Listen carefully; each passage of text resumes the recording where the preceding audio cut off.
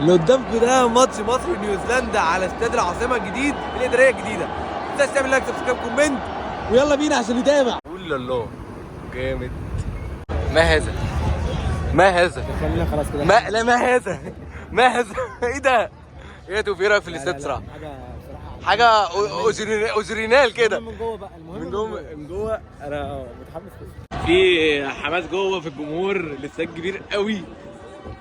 متوقع كام توقع 1-0 مصر. 5 اديله 5 يا باشا. لا يا عم. بص في الاستاد ده والله.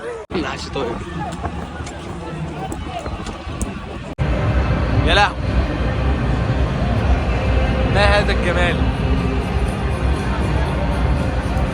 استاد ايه ده؟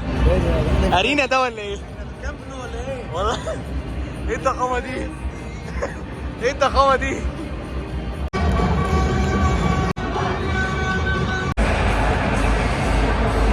حرفيا الاستاد ده الكامبنو، ده الكامبنو. الاستاد تقف معنى الكلمه. انا عارف ده اللي اتفرجنا عليه في قطر.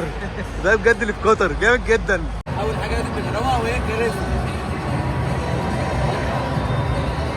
الكراسي شكلها حلو جدا. مريحه غير استاد القاهره. القاهره تحس ان هي كانت تقيله شويه لكن دي مريحه. هي مدرجات الدرجه الاولى زي الدرجه الثالثه. دي حاجه حلوه على فكره يعني. دي بقى السبونسر بتاعت البوكس اللي هي زايد في اي بي. تقدر فيها فود اكل انت محتاج كله. بقى نسكافيه شاشه لو انت حابب تتفرج على الماتش بقى اكنك في البيت او تشوف القعده. اكل بقى زي ما انت عايز. تذاكر يبقى ليك بلكونه تفتح كده يا معلم. كراسي مخصوصه ليك مش زي كراسي المدرجات. يعني تعالى اوريكم فرق.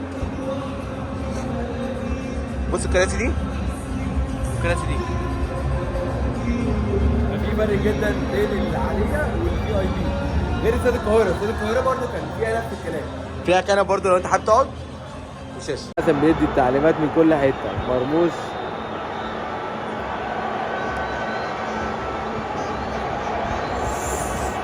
يلا مروان. يا لهوي. ايه ده؟ منتخب حسام حسن. فرع عطيه خد احسن لاعب. الناس بتصفر الحكم عشان يصفر.